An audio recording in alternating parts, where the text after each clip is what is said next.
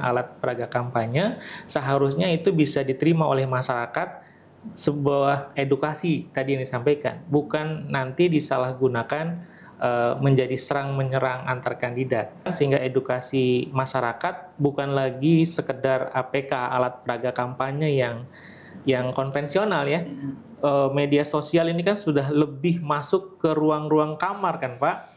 APK itu bisa kita lihat hanya di luar rumah, tapi media sosial seperti ini masuknya ke dalam kamar gitu, sehingga sebelum tidur, sebelum melakukan sesuatu dia bisa melihat media sosial. Terus pendekatan-pendekatan yang lain yang kita lakukan misalnya dengan melibatkan rekan-rekan organisasi kepemudaan, organisasi kemasyarakatan, langsung datang ke sekolah, langsung datang ke perguruan tinggi. Ada juga yang kita lakukan itu dengan melakukan pemetaan terhadap stakeholder di tingkat kecamatan. Nah, itu nanti kita turun di 155 kecamatan, melakukan edukasi, melakukan sosialisasi, menyebar di seluruh kecamatan di seluruh kabupaten kota di Provinsi Banten.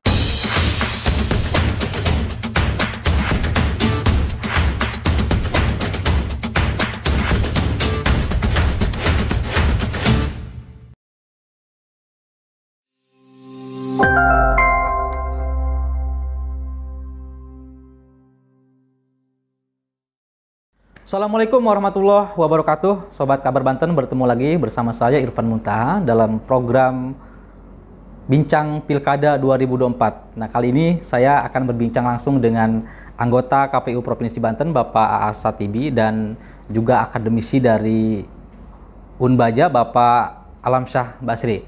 Dan keduanya sudah hadir di tengah-tengah kita dan kita sapa bersama. Assalamualaikum warahmatullahi wabarakatuh. Waalaikumsalam warahmatullahi wabarakatuh. Alhamdulillah. Pak As, Pak Alamsyah gimana? Sehat ya? Alhamdulillah sehat. Alhamdulillah. Di tengah kesibukan masing-masing nih, terima kasih sudah mau bergabung dengan Sobat Kabar Banten ini untuk berbincang terkait dengan Pilkada 2024. Nah, saya mengawali perbincangan ini mungkin dengan Pak Aas Satibi ya, karena yang paling seksi saat ini adalah KPU Provinsi Banten sebagai penyelenggara Pilkada 2024. Pak Aas, KPU Provinsi Banten belum lama ini sudah menetapkan bahkan sudah mengagendakan berbagai agenda ya, termasuk yang terbaru adalah debat kandidat calon gubernur dan wakil gubernur Provinsi Banten yang memang itu merupakan bagian daripada kampanye yang difasilitasi oleh KPU Provinsi Banten. Nah, saat ini apa yang menjadi fokus KPU Provinsi Banten dalam menyukseskan Pilkada Provinsi Banten 2024? Baik. Pertama bahwa KPU Provinsi Banten saat ini sudah sampai pada tahapan kampanye antara pasangan calon dengan berbagai macam metode gitu, dan belum lama kita kemarin juga kita menyaksikan debat antar pasangan calon. Dan kita tahu bersama di Provinsi Banten ada pasangan calon, ada dua gitu ya. Nomor urut 1 Bu Airin Rahmidiani dengan Pak Ade, dan nomor urut 2 Pak Andra Soni dengan Pak Dimyati. Alhamdulillah sampai sejauh ini KPU sudah menjalankan beberapa tahapan penyelenggaraan pilkada, dimulai dari persiapan, penganggaran, kemudian rekrutmen badan ad hoc, baik PPK, kemudian PPS, begitu. Termasuk juga di dalamnya kita sudah melaksanakan proses tahapan pemutakhiran daftar pemilih, bahkan DPT-nya sudah kita tetapkan dan kita ketahui bersama sebanyak 8,9 juta pemilih.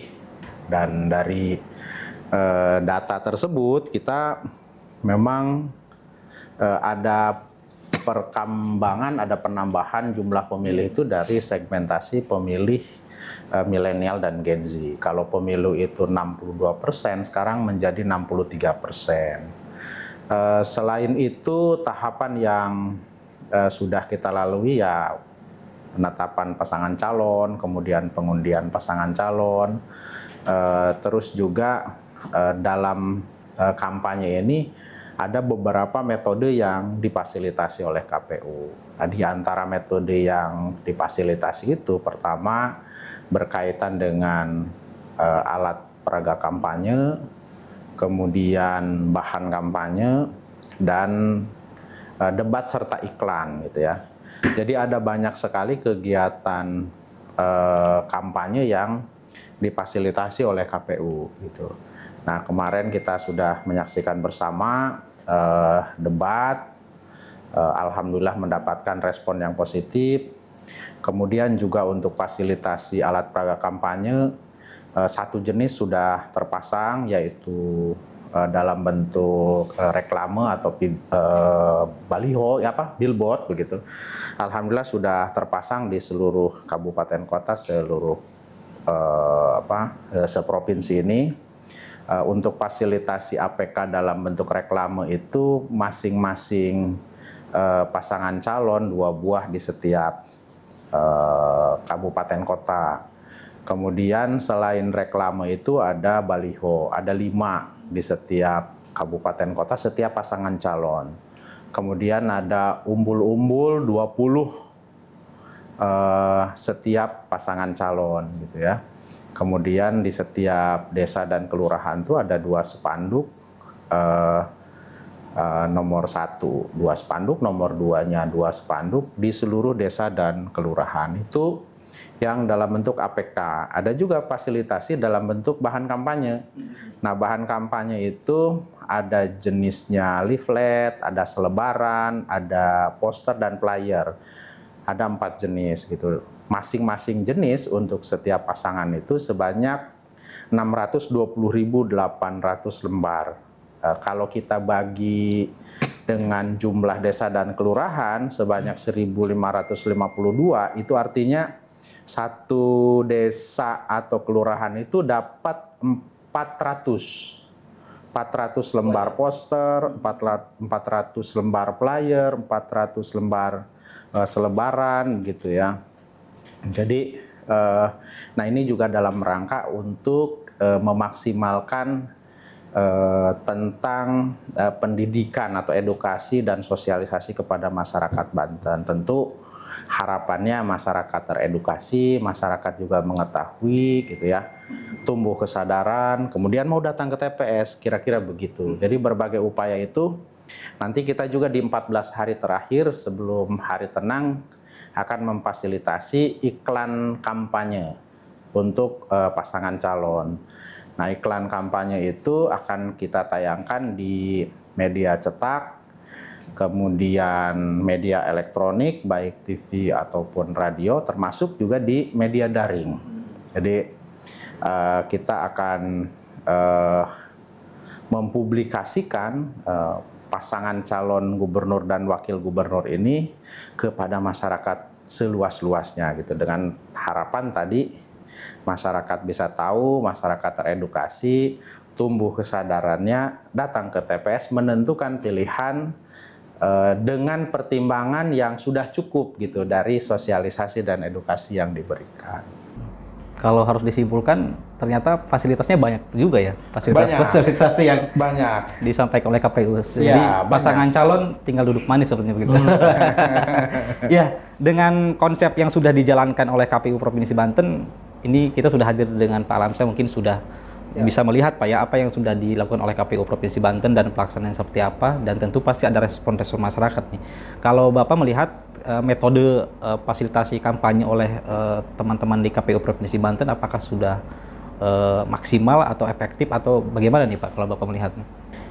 Iya, kalau kami melihatnya dalam ukuran-ukuran tertentu ya Pak ya. Kalau ditanya apakah fasilitasi yang dilakukan oleh KPU itu sudah maksimal, saya pikir belum. Karena ini kan baru pertama kali.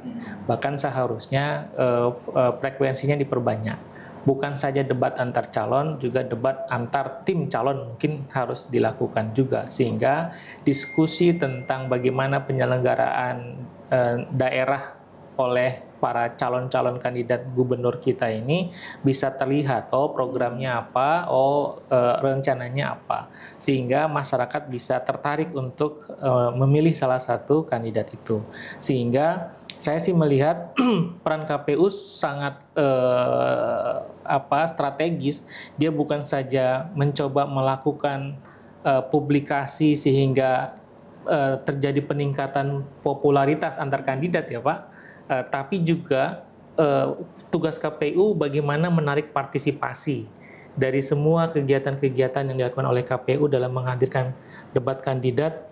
Ini harusnya bisa meningkatkan partisipasi, keinginan orang untuk mencoblos karena dia sudah firm dengan tawaran-tawaran rencana kerja, rencana program yang dilakukan oleh para kandidat ini. Jadi seharusnya lebih diperluas lagi, bukan hanya pada diskusi debat antar kandidat, tapi juga dengan tim-tim kandidat gitu. Karena kan kita pahami bahwa beliau-beliau ini kan nanti akan menjadi tokoh-tokoh utama, pasti dibantu oleh tim-tim yang memang menjadi think tank mereka. Nah, mereka-mereka inilah sebetulnya dapur-dapur dari kebijakan itu. Kalau itu bisa dihadirkan, itu luar biasa juga difasilitasi KPU, apalagi ya, sehingga kita bisa berharap perdebatannya bisa menjadi lebih konkret, tidak lagi saling sindir kan. Kalau kemarin itu lebih banyak sindiran-sindiran yang dilakukan. Mudah-mudahan ke depan bisa lebih baik lagi. Harapannya begitu. Tadi KPU sudah menyampaikan masih banyak tahapan yang akan dilakukan oleh KPU Provinsi Banten ya Bang. Termasuk tadi kalau tidak salah ada flyer yang memang akan disebar ke seluruh desa di Provinsi Banten. Kalau Pak Alamsyah melihat, karena kan pilkada atau pilgub Banten ini tidak hanya dilakukan pada tahun ini, tapi tahun-tahun sebelumnya. Nah, kalau Bapak melihat progres partisipasi masyarakat sejauh ini, karena kita juga melihat indikator keberhasilan di pemilu kemarin Pak ya, KPU Provinsi Banten terbilang sudah cukup sukses. Nah, kalau Pak Alamsyah melihatnya seperti apa nih? Ya, kalau dilihat dari peran KPU itu sudah pasti sesuai dengan aturan yang mereka punyai kan. Yang harus kita antisipasi adalah noise-nya. Dari kegiatan-kegiatan KPU yang kemudian mencetak, membuat APK ya Pak istilahnya, alat peraga kampanye, seharusnya itu bisa diterima oleh masyarakat sebuah edukasi tadi yang disampaikan, bukan nanti disalahgunakan menjadi serang menyerang antar kandidat. Sehingga edukasi yang tadi dilakukan oleh KPU harusnya lebih dimasifkan, lebih diturunkan, dibumikan, bukan lagi perdebatan di televisi. Mungkin ini bisa diturunkan dengan podcast-podcast seperti ini yang bisa disebarkan, sehingga edukasi masyarakat bukan lagi sekedar APK, alat peraga kampanye yang konvensional ya. Media sosial ini kan sudah lebih masuk ke ruang-ruang kamar kan Pak.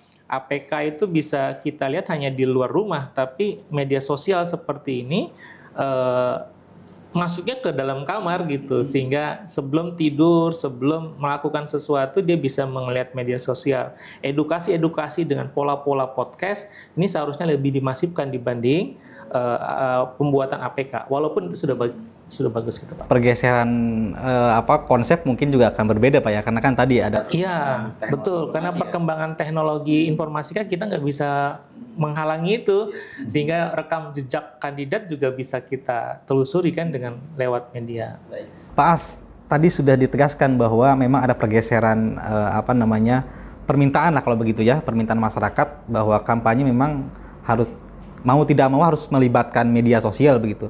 Nah, kemarin kalau catatan Kabar Banten begitu banyak penonton di debat kemarin ya, itu artinya apakah itu bentuk daripada bagian partisipasi masyarakat untuk melihat langsung begitu visi misi daripada pasangan calon, atau itu sesuai dengan apa yang menjadi tujuan KPU untuk mengkampanyekan di televisi dan sebagainya?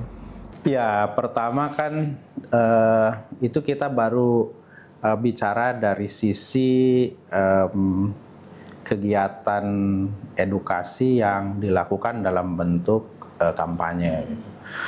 Di KPU Provinsi Banten, alhamdulillah kami berupaya meramu berbagai macam kegiatan yang tentu melibatkan banyak pihak begitu.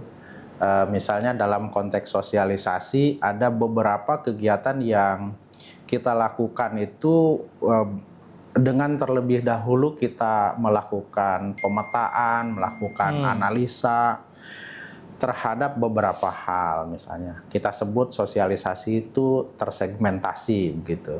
Nah, itu kita lakukan pada level di bawah gitu dengan mekanisme tatap muka langsung.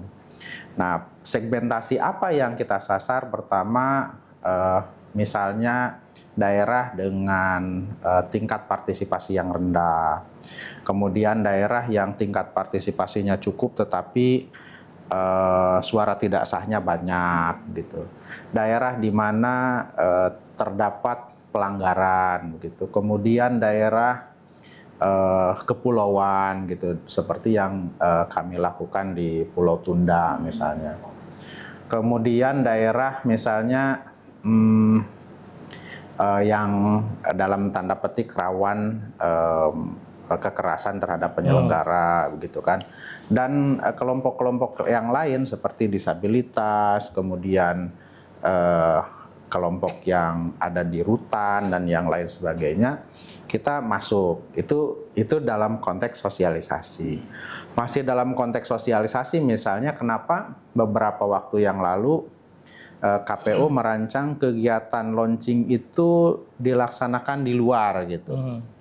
Nah, kami melihat dan memiliki potret berdasarkan daftar pemilih di Provinsi Banten itu yang masuk dalam kategori pemilih milenial dan Gen Z yang usianya kurang lebih 40 ke bawah begitu, itu kan cukup mendominasi. Dan pada kelompok ini mereka kan kalau menerima pesan, menerima informasi itu kan sukanya maunya yang instan, maunya yang ringan, maunya yang riang, maunya yang gembira gitu. Tapi pesan bisa tersampaikan dengan baik. Nah, makanya kita memodifikasi misalnya kegiatan launching dengan menghadirkan dengan model hiburan gitu ya. Tapi tetap dengan muatan misalnya jangan lupa tanggal 27 November 2024 datang ke TPS. Gunakan hak pilih secara mandiri tanpa tekanan, tanpa paksaan, tanpa imbalan dari siapapun begitu. Terus misalnya ketika menerima informasi, saring dulu sebelum sharing begitu ya. Jangan juga terprovokasi, jangan mudah untuk menyebarkan informasi yang memungkinkan menyebabkan kita terbelah begitu. Nah, tapi itu disampaikan oleh para talent, oleh para penampil, oleh para performer di kegiatan kita gitu. Tidak dalam bentuk yang misalnya saya ceramah dalam waktu 30 menit, 1 jam, itu kan tidak disukai oleh kelompok mayoritas pemilih di Banten. Maka pendekatan itu.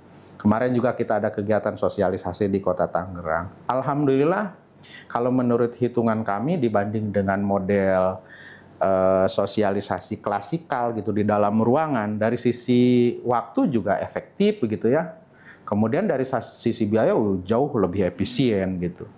Bayangkan kita misalnya bisa katakanlah kayak misalnya yang kita bisa hitung aja, walaupun itu acara masih berlangsung begitu. Itu yang masuk ke Stadion Maulana Yusuf ketika dihitung dari berbagai pintu itu ada kurang lebih sekitar 16.000 orang. Dihitung dengan biaya gitu, oh ini udah di angka kurang lebih sekitar 50.000 nih satu orang biayanya gitu. Tapi kalau kita misalnya dalam bentuk tatap muka klasikal gitu, transportnya berapa, snacknya berapa gitu kan, makannya berapa, terus fasilitasi tempatnya berapa, narasumbernya berapa, ini itu dan itu untuk all in keseluruhan biaya kita hitung nilai ekonomisnya di angka kurang lebih plus minus 50.000. Itu kan jauh lebih efektif. Pesannya ringan gitu. Orang banyak hadir dengan sukarela. Gitu. Ya tentu pasti ada orang yang memang datang ke situ tidak peduli pada aspek edukasinya gitu. Tetapi ya itu juga tidak ada bedanya dengan metode klasikal. Terus pendekatan-pendekatan yang lain yang kita lakukan misalnya dengan melibatkan rekan-rekan organisasi kepemudaan, organisasi kemasyarakatan dengan model kegiatan sosialisasi kemitraan gitu, kerjasama gitu. Ada juga kita yang langsung datang ke sekolah, langsung datang ke perguruan tinggi. Ada juga yang kita lakukan itu dengan melakukan pemetaan terhadap stakeholder di tingkat kecamatan. Nah, itu nanti kita turun di 155 kecamatan, melakukan edukasi, melakukan sosialisasi, menyebar di seluruh kecamatan di seluruh kabupaten kota di Provinsi Banten. Nah, yang paling penting di antara kegiatan sosialisasi itu ya kerjasama dengan rekan-rekan media. Dari masukan termasuk misalnya Kang Irfan atau dan teman-teman yang lain. Nah, ini salah satu bentuknya gitu. Kita buat podcast, kolaborasi. Ada juga kalau dengan teman-teman radio dan TV kemarin itu kita talkshow beberapa kali. Ya di samping itu ada juga beberapa sosialisasi yang kita lakukan. Ya misalnya ada sosialisasi yang kita buat untuk khusus di radio, untuk khusus di koran gitu, untuk khusus di online gitu, untuk khusus di TV gitu. Nah, kenapa kita masih atau menganggap ini paling penting? Karena kalau kami di KPU menilai media ini punya jangkauan yang sangat luas.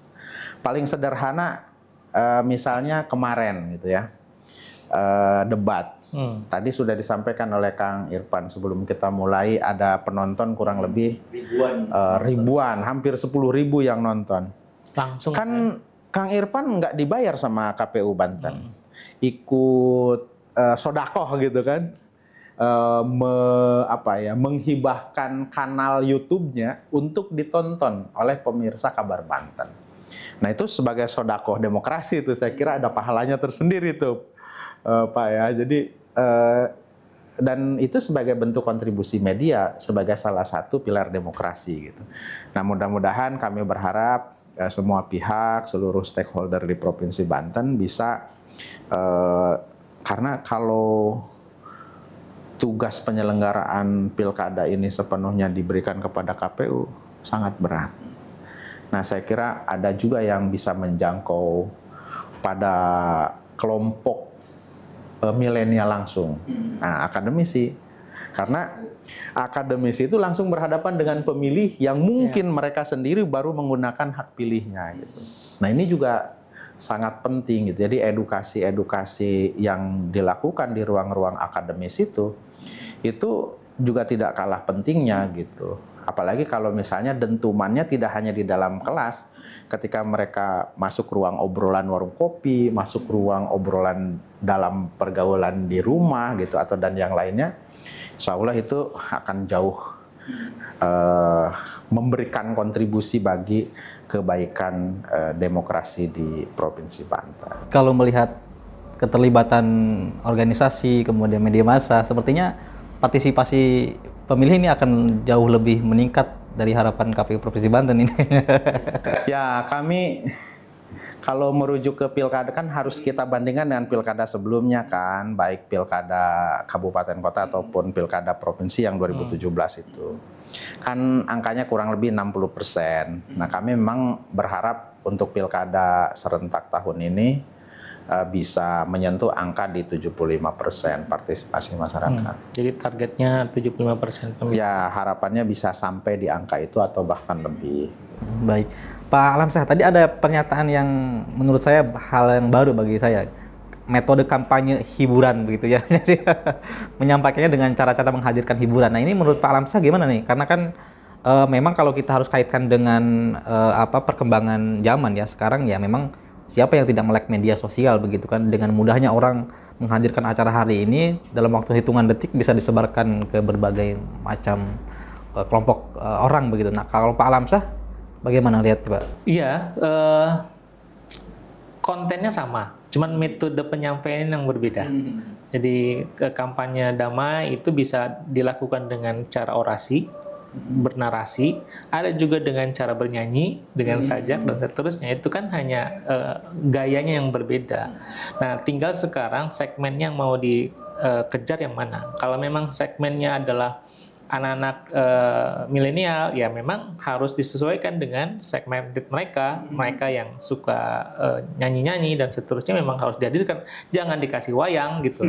Nanti yang datang bukannya anak-anak muda kan gitu, tapi adalah orang-orang yang sudah kemarin pernah jadi anak muda gitu. Ngomong tua tuh susah sekarang, Pak. Tapi yang harus diantisipasi ini adalah kalau saya melihatnya adalah karena kita ini hanya sepasang ya Pak, kandidat kita. Jadi rivalitasnya mungkin agak sedikit keras dibandingkan lebih dari 2 kandidat, gitu, dua pasang kandidat. Ini mungkin yang harus diantisipasi oleh KPU dan penyelenggara pemilu lainnya, Bawaslu, sehingga benturannya tidak terlalu keras. Tapi kalau melihat dengan profil kandidat gubernur dan wakil gubernur, yang pertama isu putra daerah kan sudah selesai. Ya tidak akan ada lagi isu serangan tentang putra daerah. Kemudian isu kapasitas mereka semua sepertinya mantan penyelenggara daerah ya Pak, mantan DPRD, mantan wali kota, bahkan mantan bupati dan seterusnya. Ini juga sudah selesai menurut saya. Yang bahaya adalah kalau kemudian isu diskusinya adalah diarahkan kepada gender gitu umpamanya. Nah, ini yang bahaya. Nanti bisa memunculkan ledakan-ledakan yang harus diantisipasi, dan itu kan menjadi PR baru lagi buat KPU. Nah, pola gaya yang penuh riang gembira itu bisa mencegah itu semua gitu. Yang intinya noise demokrasi, kalau tadi ada istilah pahala demokrasi, ini bahasanya sudah pakai pahala ya. Nanti ujungnya ada dosa demokrasi, Bang. Nah, dosa demokrasi itu kalau kemudian kita menyisakan dendam, menyisakan ketidaknyamanan, nah itu yang bahaya, dan itu akan menjadi dosa juga. Nah, antisipasi KPU dengan menggunakan berbagai macam metode, gaya, dengan orasi, ya kan, dengan diskusi media sosial seperti ini, dengan melibatkan anak-anak milenial, dengan pola yang hiburan, itu sepertinya sudah mencoba menjangkau segmen masyarakat ya Bang ya, supaya kena. Tapi kontennya kan sama. Bagaimana mereka ikut berpartisipasi, datang ke TPS, kemudian melakukan hak-hak mereka kan, kewajiban mereka untuk mencoblos. Nah, meningkatkan 75% itu angka yang besar, fantastis atau optimistis atau memang pesimis? Seharusnya kan jadi oke, angkanya 100% gitu. Dijawab dulu Pak As. Ya kan pergerakan itu ya harus terukur begitu ya. Dengan kita kan melakukan analisa juga bagaimana upaya yang dilakukan pada penyelenggaraan pilkada sebelumnya begitu, dan tingkat partisipasinya sampai pada angka itu. Jadi dengan ikhtiar yang kita lakukan, ini kan kalau pilkada ini kan aktornya sebenarnya terbatas. Beda dengan kalau pemilu. Kalau pemilu kan ada calon anggota DPRD kota kabupaten, ada calon anggota DPRD provinsi, DPR RI, DPD, calon presiden gitu. Sehingga aktornya banyak gitu di luar penyelenggara dan pemerintah gitu. Nah, kalau untuk pilkada ini kan aktornya sangat terbatas. Di luar penyelenggara, pemerintah, dan stakeholder ini kan hanya ada calon gubernur, wakil gubernur, calon bupati, wakil bupati, dan wali kota, wakil wali kota gitu. Nah, ini juga berpengaruh. Makanya upaya kita, effort kita dalam penyelenggaraan pilkada ini jauh lebih besar harusnya begitu. Karena makanya tadi itu misalnya kita memfasilitasi alat peraga kampanye itu maksimal, bahan kampanye juga maksimal menurut kami begitu ya, sesuai dengan kemampuan anggaran yang telah diberikan gitu.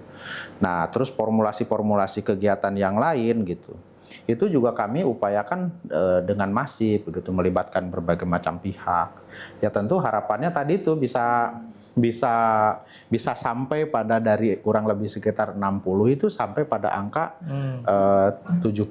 Jadi ada peningkatan sekitar 15%. Kalau dari 8,9 juta itu sangat luar biasa gitu. Kalau menurut pertimbangan kami, ya tentu kami juga punya harapan lebih daripada itu. Tapi setidaknya kami mengupayakan sampai pada level di situ.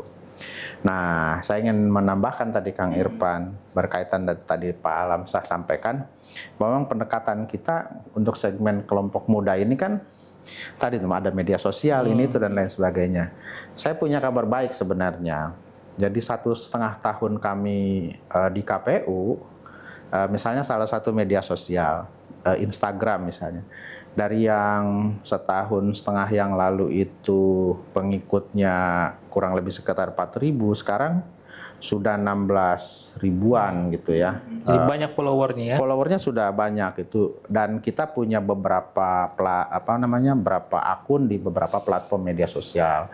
Ada Instagram, ada YouTube, ada X gitu, ada TikTok, dan kita ngikutin zaman gitu. Dan kami sadar bahwa saluran-saluran itulah yang bisa mempertemukan antara kami sebagai penyelenggara pemilu dengan para pemilih gitu. Karena tadi tuh para pemilih itu kan ada yang tidak ada di ruang publik, tapi adanya di ruang-ruang media sosial gitu, ruang private-nya mereka gitu.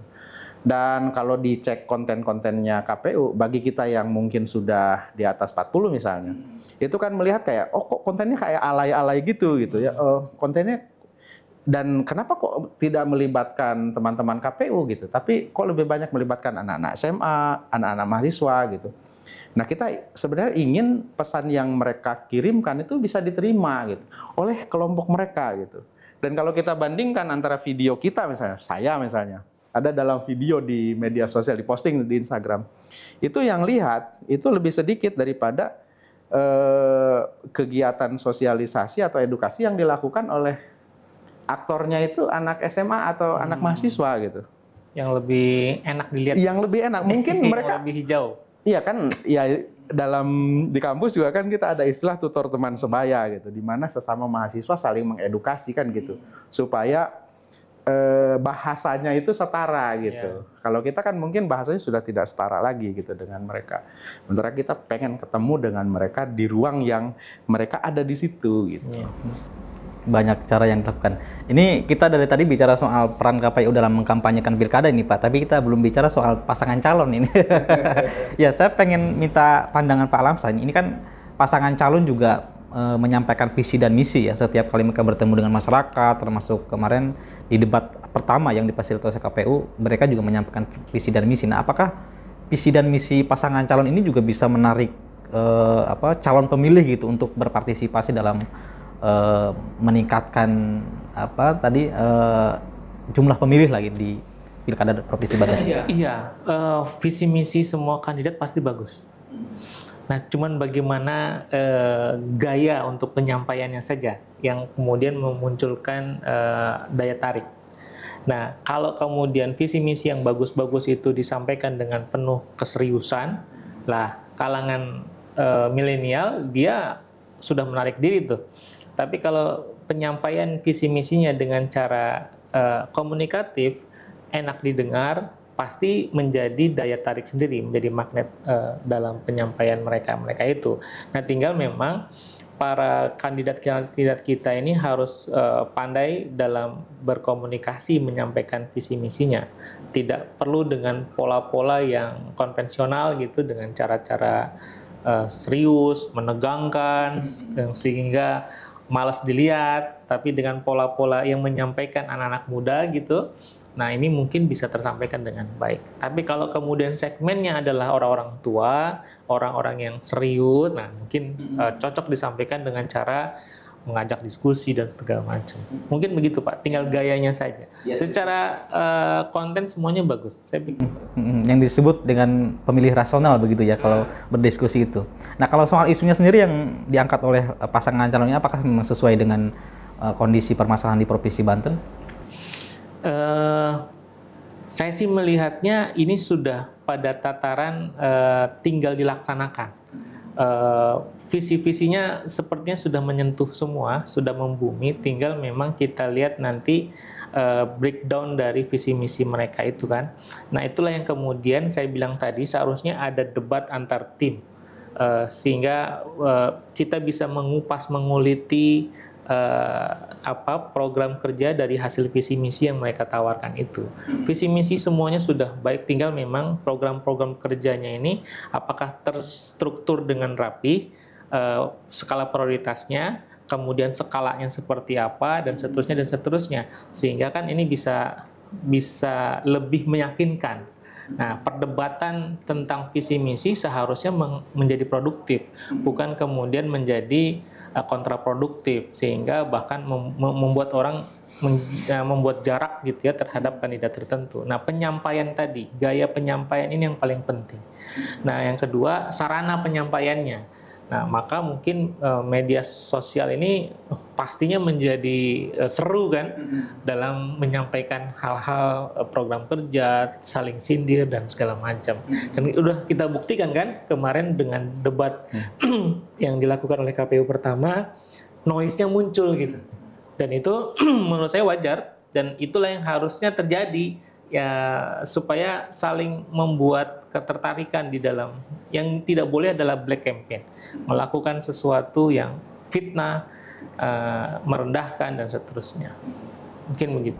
Jadi indikator paling memungkinkan memunculkan isu di Provinsi Banten dua apa ya, soal pengangguran dan kemiskinan itu selesai kira-kira kalau sudah dua tema itu dibahas sudah selesai. Semuanya menyentuh itu.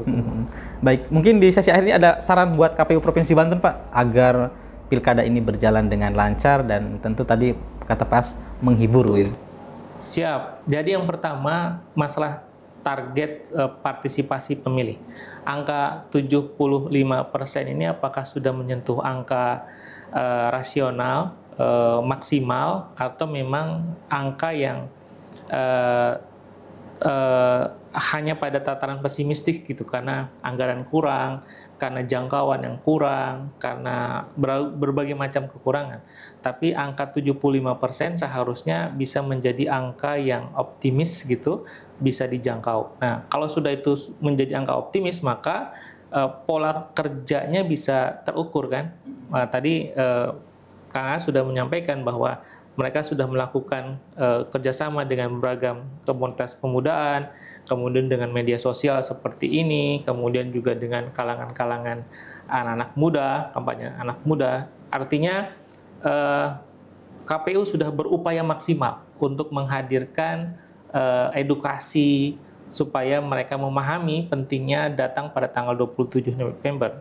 Cuman tinggal nanti kita mencoba mengeliminir noise-nya, sisa-sisanya, keberisikan yang kemudian muncul, keramaian yang muncul, dan itu kalau kemudian dalam koridor yang pas, tidak melanggar peraturan perundang-undangan, saya pikir aman-aman saja. Tapi kalau koridor itu sudah terlangkahi, wah itu yang harus di-print gitu ya. Nah, tinggal kita nunggu peran Bawaslu juga. Jadi KPU sudah berbuat maksimal, kita lihat nih peran Bawaslu seperti apa. Mungkin seperti itu. Baik, Pak. Pak As, kita tahu penyelenggaraan pilkada ini akan berlangsung 27 November 2024 ya. Jadi kalau kita menghitung waktu tinggal 2 bulan lagi ya. Nggak nyampe. Nggak nyampe. 40. Ini sekarang tanggal 18. 37 hari lagi. 37 hari. Jadi nggak nyampe 2 bulan berarti ya. Nggak nyampe 1 bulan lebih sedikit. Dan dikurangi hari tenang ya? Ya, dikurangi hari tenang. 3 hari. 3 hari. Bisa dijelaskan mungkin ke Sobat Kabar Banten, sebenarnya masa kampanye ini kapan akan berlangsung dan kapan akan berakhir? Ya, kampanye itu kan ada banyak ragamnya. Ada kampanye itu yang umum kita ketahui, kampanye dalam bentuk rapat umum masih ada, kemudian kampanye dalam bentuk tatap muka juga masih ada, pertemuan terbatas atau dialog masih ada, dengan pemasangan APK, penyebaran bahan kampanye atau bahan bahan kampanye itu tadi kayak selebaran, kaos, tumbler, mug dan yang lain sebagainya itu masih ada. Kemudian juga kalau yang saya kira masih baru karena dimodifikasi dari model kampanye di pemilu, itu kampanye pada media sosial. Nah, itu kampanye pada media sosial itu yang saya kira sebagai sesuatu yang menarik kalau yang sebelumnya kan tidak diatur secara terperinci. Sekarang diatur begitu. Masing-masing pasangan calon itu diberikan hak untuk membuat akun, maksimal 20 akun di setiap aplikasi. Jadi kalau ada 5 aplikasi kali 20 akun udah 100 akun yang bisa digunakan untuk kegiatan kampanye. Dan harus terdaftar. Dan harus terdaftar di KPU. Kemudian ada juga metode kampanye dalam bentuk iklan pada media massa cetak dan elektronik, termasuk media daring. Nah, iklan pada media daring itu sebelumnya juga tidak ada, nah sekarang sudah diatur. Nah, untuk kampanye selain rapat umum dan iklan pada media massa cetak dan media elektronik serta media daring, itu dilaksanakan dari tanggal 25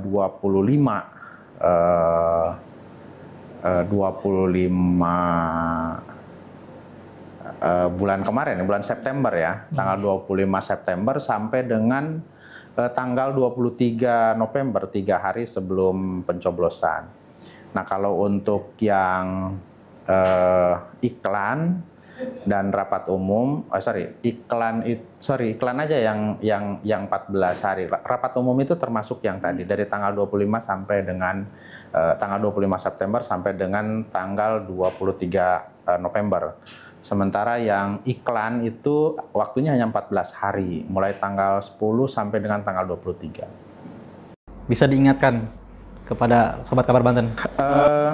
Ya, Sobat Kabar Banten, teman pemilih dimanapun berada, tanggal 27 November pada hari Rabu, jangan lupa datang ke TPS, gunakan hak pilih dengan baik, jadilah pemilih yang independen, pemilih yang mandiri, yang menentukan pilihan itu bukan karena tekanan, bukan juga karena iman, tetapi menggunakan hak pilih karena memang sudah terlebih dahulu mencermati visi, mencermati misi, program kerja, serta ide dan gagasan setiap pasangan calon. Dan terakhir, sayangi Bantenmu, coblos pilihanmu. KPU sukses. Amin. Oke, Pak As, terima kasih. Terakhir mungkin dari Pak Alamsyah, ada ajakan kepada masyarakat untuk berpartisipasi dalam menyukseskan Pilgub Provinsi Banten. Ya, kita sebagai warga negara dan putra Banten harusnya antusias dalam menghadapi Pilkada tanggal 27 November yang akan datang. Sehingga akan menjadi penyesalan yang tidak akan berakhir bila kita tidak datang. Apalagi menggunakan hak kita sebagai warga negara untuk menentukan siapa pemimpin kita. Baik buruknya pemimpin kita itu adalah tanggung jawab kita, sehingga kebahagiaan kita adalah saat datang ke tanggal 27 November itu dan menentukan hak pilih kita, memberikan hak pilih kita supaya Banten kita menjadi Banten yang lebih baik dan lebih maju. Mungkin itu. Amin. Baik, terima kasih Pak Alamsyah dari Unbaja dan Pak Asatibi dari KPU Provinsi Banten. Siap. Sobat Kabar Banten selalu mendoakan mudah-mudahan Pilkada di Provinsi Banten berjalan dengan lancar. Amin. Karena kita di hari yang sama tidak hanya pemilihan gubernur, Pak ya, tapi juga wali kota dan bupati di wilayah Provinsi Banten. Sobat Kabar Banten, itulah perbincangan saya dengan akademisi Unbaja Bapak Alamsyah dan juga anggota KPU Provinsi Banten Bapak Asatibi terkait dengan persiapan Pilkada di Provinsi Banten. Saksikan terus program podcast Kabar Banten. Bila topik walhidayah. Assalamualaikum warahmatullahi wabarakatuh. Waalaikumsalam warahmatullahi wabarakatuh.